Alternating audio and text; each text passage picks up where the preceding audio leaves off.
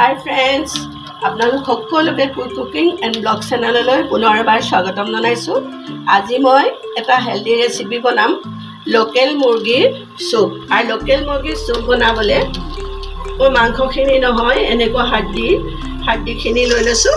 আৰু এই হাড্ডিখিনিৰ লগতে আৰু এইখিনি কি লৈছোঁ চাওক। এয়া পিঁয়াজ লৈছোঁ এটা, এয়া জালুক লৈছোঁ, এয়া কেইফুটামান নহৰু, কেইটুকুৰিমান আদা, দালচেনি, ইলাচি, লং আৰু নিমখ এইখিনি লৈ মই এই গিলাচটোৰে মই ইয়াত 3 গিলাচ পানী মই কেৰাহীত দি দিছোঁ।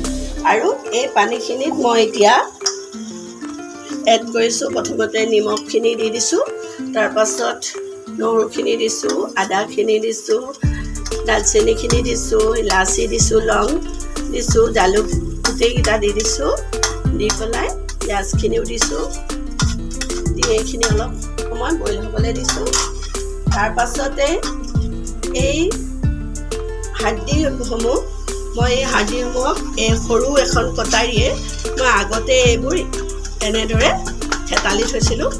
মই সেই থেতালাটো দেখুওৱা নাই, এই দুটুকুৰা দেখুৱাই দিছোঁ। এইখিনি মই গোটেইখিনি থেতালি থৈছিলোঁ। আৰু এই থেতালি থকা মাংসখিনি হাড্ডিখিনি মই ইয়াত আকৌ এইখিনি ইয়াত দি দিছোঁ। আৰু আপোনালোকে ইচ্ছা কৰিলে কুকাৰতো আপোনালোকে বনাব পাৰে। মই কুকাৰ ইউজ কৰা নাই। আৰু কেৰাহীখনত মই যি 3 গিলাচ পানীৰে এইখিনি বইল কৰিছোঁ, ঠিক 1-1.5 ঘণ্টা মই এইখিনি বইল হ'বলৈ দিম। আৰু ইয়াক মই 1 গিলাচৰ সমান যেতিয়া হ'ব তেতিয়া মই কাঢ়ি পেলাই আকৌ আপোনালোকক পুনৰ দেখুৱাই থাকিম। আপোনালোকে চাই যাব। আৰু যদি মোৰ আজি ৰেচিপিটো ভাল লাগে তেতিয়াহ'লে লাইক কৰিব, কমেণ্ট কৰিব।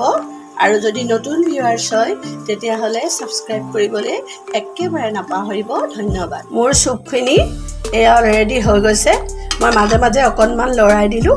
আৰু দেখিছে নিশ্চয় আপোনালোকে 3 গিলাচ পানী, এতিয়া তাৰ পৰিমাণটো 1 গিলাচৰ সমান হৈ গ'ল। আৰু মই কেৰাহীত বনোৱাৰ কাৰণে আধা ঘণ্টা সময় লাগিলে। আৰু আপোনালোকে যদি কুকাৰত বনায় 10 মিনিটতে হ'ব। আপোনালোকে কুকাৰতে বনাওক, লাগিলে কেৰাহীতে বনাওক। আপোনালোকে এনেদৰে চুপ বনাই খুব হেল্ডি হয়, আপোনালোকে ট্ৰাই কৰিব।